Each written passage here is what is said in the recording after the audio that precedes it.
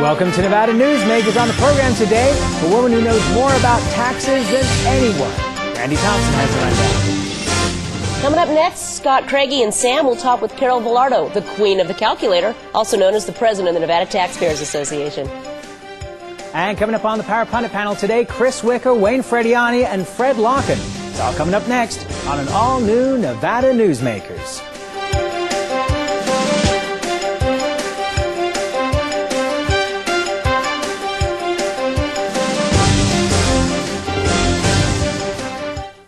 Nevada Newsmakers, brought to you in part by the Tahoe Reno Industrial Center, the world's largest industrial park, the resort at Red Hawk, and the Peppermill family of casinos. Here at the Tahoe Reno Industrial Center, water resources come from fresh, clean groundwater, approved by state permits. The water is pumped from wells to million-gallon storage tanks and then distributed to TRI companies. Another amenity is our investment in a state-of-the-art wastewater treatment plant.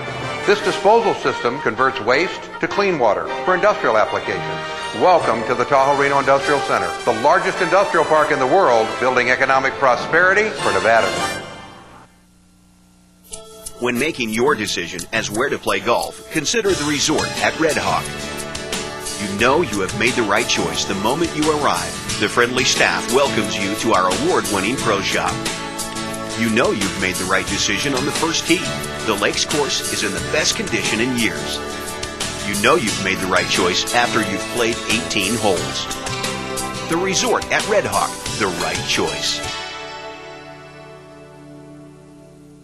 Nevada Newsmakers is sponsored in part by the Nevada Beer Wholesalers Association. As an employer, did you know you can be held liable for negligent hiring? A background screening by Employer Links can uncover criminal records, like alcohol and drug convictions. It can verify the applicant's education, driving records, and professional licenses.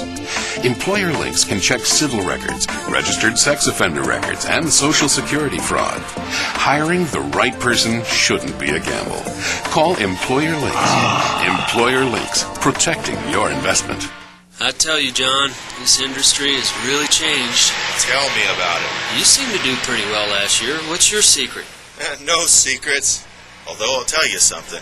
The smartest thing I did was sign up with Pro Group Management. Really? They do workers' comp, right? Yeah, their services are great. And get this, they saved me 30%. I've heard they saved others 50%. That works for me. Pro Group Management. Finally, workers' comp that works for you. This is Nevada Newsmakers with host Sam Shad, a no-holds-barred political forum. Now, from the Nevada Newsmakers broadcast headquarters, here is Sam Shad. And we welcome to the program one of our favorite guests, Carole Vilardo, president of the Nevada Taxpayers Association. Welcome. Thank you. Well, it seems like a good day, 4th of July, to talk about taxpayer revolts, and we're going to have a Boston Tea Party in the next election. We've got Tabor that looks like it's up, and Prop 13 may come back. Both of those, Tabor's a spending limitation cap system, and Prop 13, of course, is a property tax limitation. Are we looking at another round of tax revolts? Are those going to be acceptable kinds of programs for voters? I think Tabor probably is, but I have hopes that when Tabor is written, and it's going to be an initiative, obviously, from what I understand, that it will be written so that it's logical. You know, there's nothing wrong with expenditure caps if they don't try to crucify you, and you can do them. They have been done. They've been done successfully. Colorado had a couple of problems with Tabor, but it was because of what Tabor lacked. Let's explain just briefly. This is the Taxpayer Bill of Rights that passed in Colorado. That is correct. Well, you have some versions of that in other states, and believe it or not, two of the key provisions we already have in statute. So what you would be doing is taking statutory changes, and you have an element of the population, and sometimes I think I'm getting there, that is concerned that because it's statutory, the legislature can come in at any time and change it. And the two things we have that are currently in statute are, one, the expenditure limitation, That's been in statute since 1973.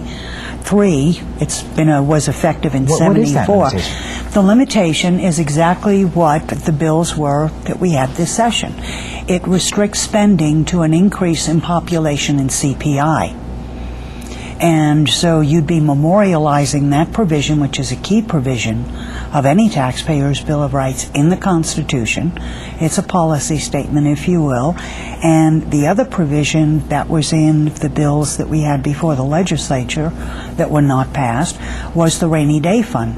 Now, interestingly enough, that was problematic in Colorado because they did not have one. And that's part of what created their problem. And we have a very volatile tax base in terms of the revenues that produce on any given year. It can be 25% short or 25% high. Exactly. And so I think there are some things you can do. One of them... I'm missing something here. We had a 24% increase in spending this session, correct? Oh, I think it was even a little bit more than that, Sam. So where's the restriction that's in the statutes coming into play? One of the problems you have with the existing current language that's in statute is, number one, it's not a rolling base. So the base went back to 74, but the other problem was as you remove expenditures from the general fund, which is what that limitation covers, the expenditure base is still in statute, is still in the calculation. You haven't removed that expenditure that might now be a trust fund, okay, now such as PERS, and that's something that needs to be cleaned up. Well, now, folks on the other side of this, Senator Raju, I believe, and the governor who talked about this on the show, say that, first of all, if you have Tabor, why do you need the state government? But second of all, that what happens when there's a crisis? Okay. One, rainy day fund is what helps the crisis. The rainy day fund should be more generous than it is. When we can afford to fund it, we should be funding it at a higher level. Well, we could have funded it this time. We chose not to, and frankly, probably never will. Well, until we kind of started to go back. Isn't it about 350 million? No, 200 million. 200 million is. Well, it will be 200 million come next fiscal year, because there was an appropriation that was approved by the legislature for $71 million to get it up to the $200 million.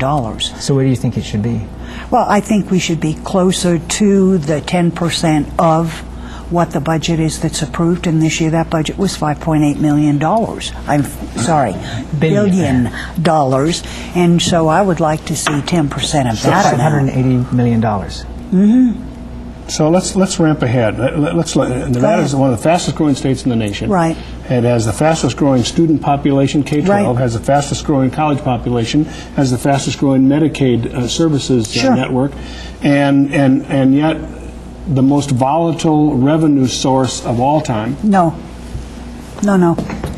Go to the Rockefeller Institute site. Okay. After the 91 session, they started doing quarterly reports on what is volatile, and it's always been assumed that sales tax is volatile, and obviously we've all been there, because when it's good, it's very, very good, and when it's bad, it doesn't go minus.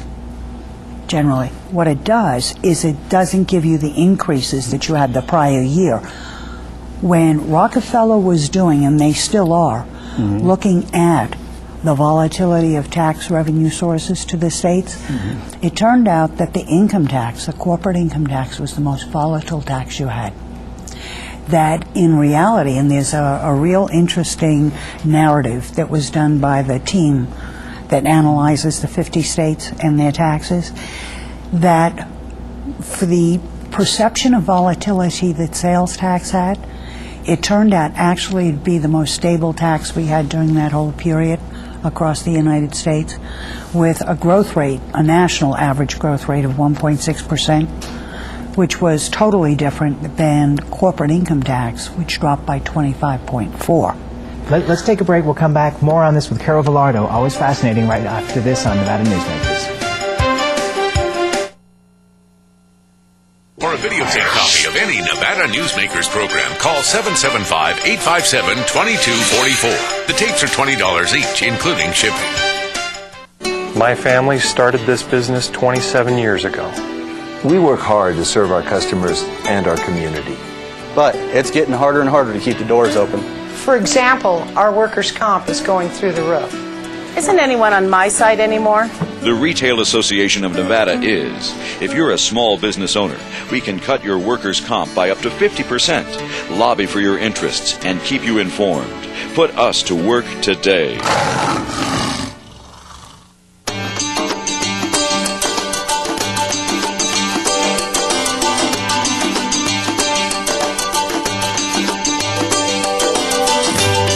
Many of the materials we rely on every day come from the ground, and modern mining technology brings them to us cleaner and safer than ever before.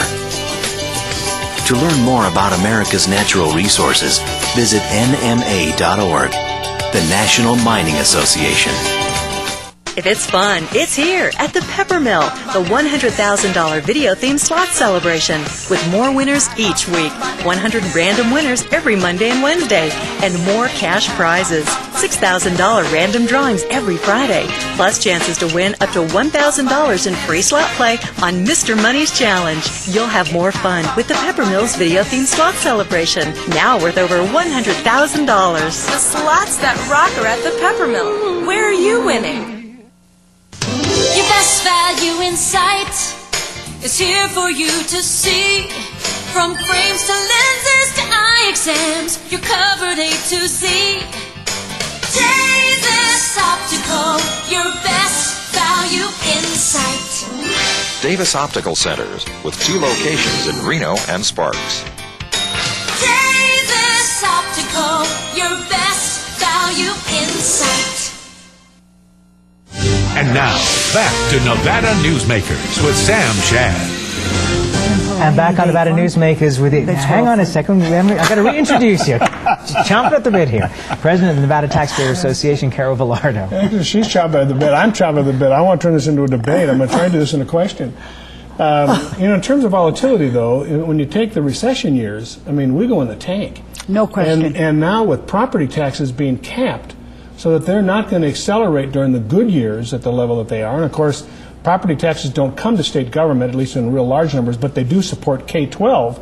And to the extent that money doesn't grow in K-12, kindergarten through 12th grade education, right, then state government has to supply it. So while we do have good stability during reasonable years, when the recession hits us, we go in the shark tank. So does every other state. And that's what pre-planning does. And that's the interesting thing in looking at Tabor and the things you might do so that you don't have the pitfalls that some other states have come with when they've enacted something like that. That's the reason I say it's important for the rainy day fund to be up. I believe that within that, when we have good years, that probably at least, well, in my opinion, 50% of what might be reverted from the DSA to the general fund should be reverted into a rainy day fund for education.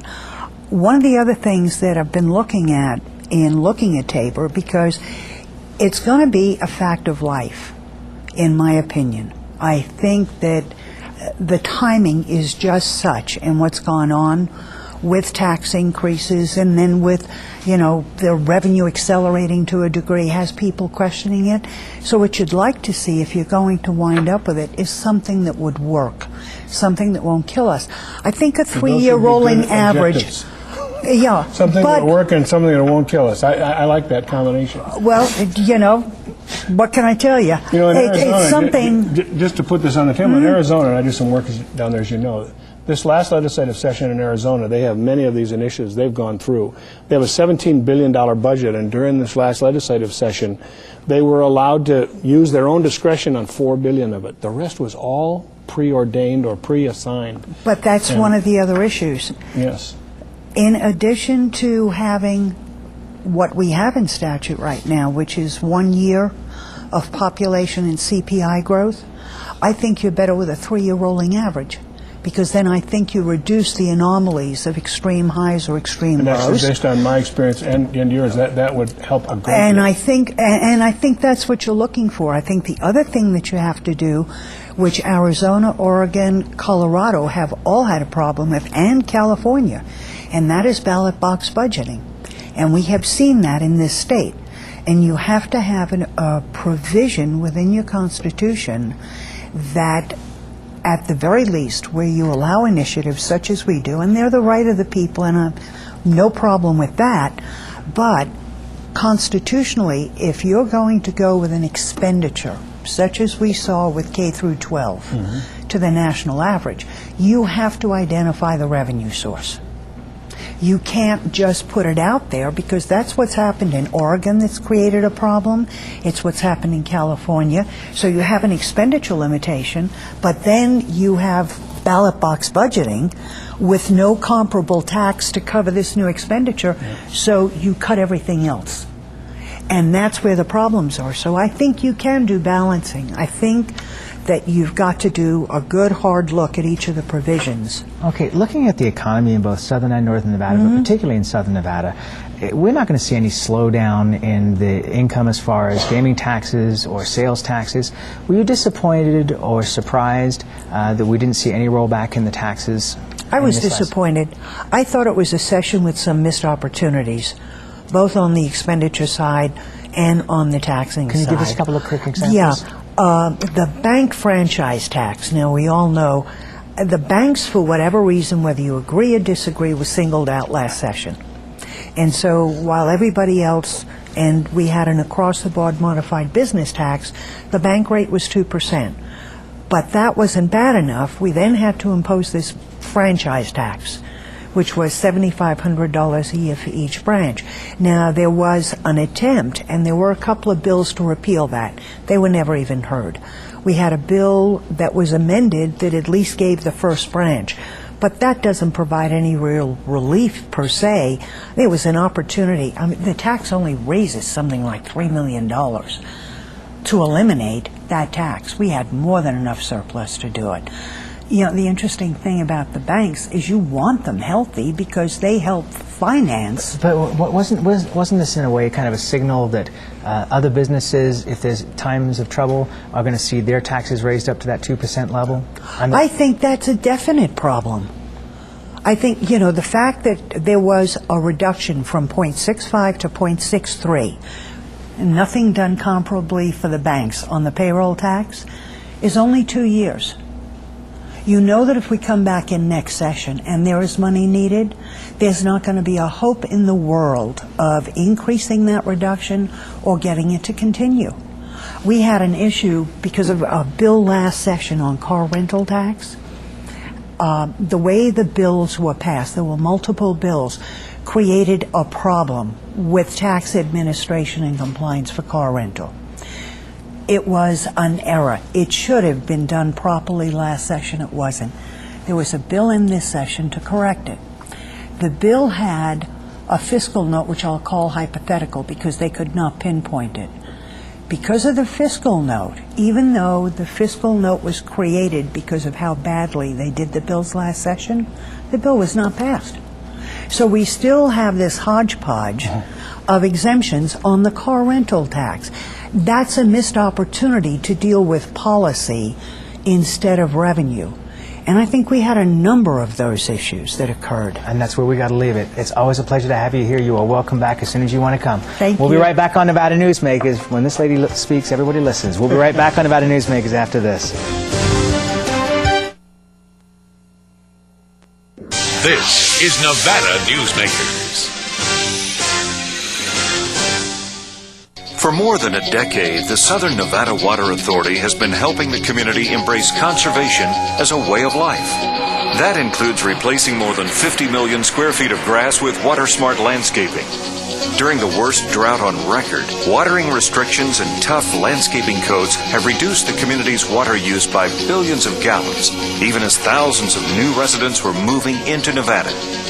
That's smart water management, and that's our promise to Nevada.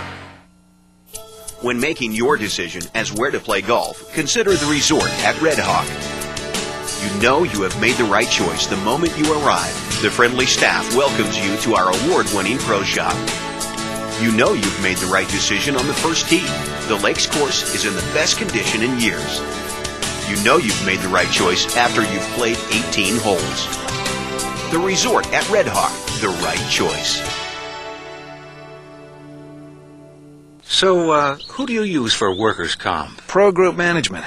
Ah, I've heard some good things about them. You bet. Employee background checks, safety training, claim seminars. Oh, and here's the great part. If you have an issue, they work for you, not against you. Sounds perfect. And expensive. Well, that's the best part. They saved me 30%. I've heard they've saved others 50%. Works for me.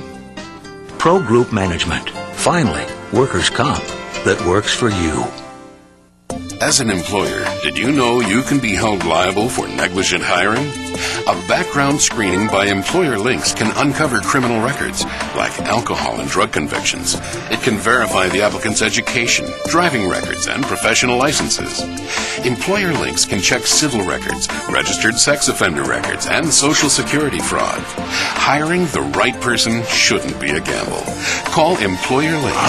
Employer Links, protecting your investment. And now, back to Nevada Newsmakers with Sam Shad.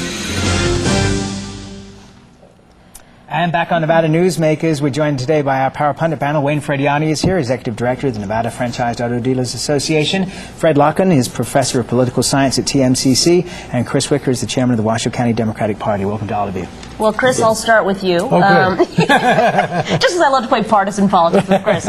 Senator Ensign, Senator Reid had a joint press conference this week announcing the energy bill and talking about how it was good for Nevada. And it's got to be tough when you want to run somebody against Senator Ensign that he's up there with Reid. How is that going to impact what you guys are looking at for candidate recruitment? And for all of you guys, can you even bother recruiting anybody against John Ensign? Well, I think they're two separate things. I think the energy bill, as proposed by the Senate, is actually a very good bill. Kind of came out of there because they do a ton of money for alternative energy other than fossil fuels. Yep. You compare that to the House Republican bill, which has virtually nothing for alternative energy. Almost all of its $8 billion goes to deep drilling or other fossil fuels. So the Senate energy bill, and I hope that's the one that survives, is a good bill. And I'm glad that Senator Ensign is supporting it. It does take away one of the issues that we could have hammered him with if he was supporting the House bill. The House bill is so awful, it would have been a good lever. But I'm glad it's good for the country if the Senate bill passes. Wayne, would the only reason a Democrat would run against John Ensign be just to get name recognition in a campaign? Oh, that's tough. I don't think that's the case. I think Senator Ensign's going to be pretty formidable from a fundraising standpoint. I think he's going to be able to raise quite a bit of money, and that would be tough, I think, for any Democratic challenger to overcome. And I think Senator Ensign is doing a pretty decent job at representing Nevada. You know, how you, well, Fred, I was going to say that friendship, though, between Ensign and Reid is phenomenal, especially given their very special history. And frankly, I think it should be a role model to the rest of the country, that you can be from different sides of the aisle, but frankly, if you're there working not only for the country but for your state, it's to your advantage to have a relationship and work together. Well, you know, I think it has been good for Nevada in many ways, but it makes it hellacious to run against him because there has been so much cooperation. I will say that Ensign has done plenty of things to run against. And Senator Reid all but endorsed John Ensign in the last campaign. Yeah. I mean, he did it on a morning show interview at another television station with me. So, well, you know, Senator Reid is the leading Democrat in the state. You really need him to get out there beating the bushes for an opponent of John Ensign, and if he's not doing it, it makes it very hard. Yep. There's no doubt about it. I think it's real effective to have two senators that are working that close together on different parties. You don't always see that across the country, but you're seeing that, and I think that's a positive for Nevada in a whole. Well, we know that Reid has been very, very effective for Nevada, and I think, in all honesty, Ensign's done some good things too. He's done plenty of bad things on a national level, but. Well, I think we need to cover our bases, too. The parties switch power, and it's good to have a Republican and a Democrat. Well, I think the other thing that no one's brought up here today is that Senator Ensign looks like he's going to end up being the number 5 senator in the Republican Party. So that's a very strong leadership position from both sides of the aisle for Nevada, which I think is a good Pretty thing. strong for an individual who's only been there one term. Yeah. That in itself is amazing. We would like to talk to Senator Ensign about how he accomplished that. And despite that, we would still like to run a Democrat and beat him. and do you want to put any names on the table? Not yet. We've still got the begging process in place. Yeah. Okay. That is rough again, Sam. Let's change topics here. It is driving me crazy. In 49 states in this country, we have a shield law for reporters.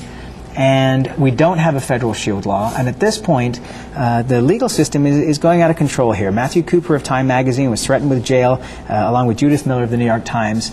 Judith Miller never wrote the story. She just did some interviews based on the story, and the judge in this case is trying to get her to give up her sources, and at this point she has not done so and is likely not to do so, according to William Safire, also of the New York Times.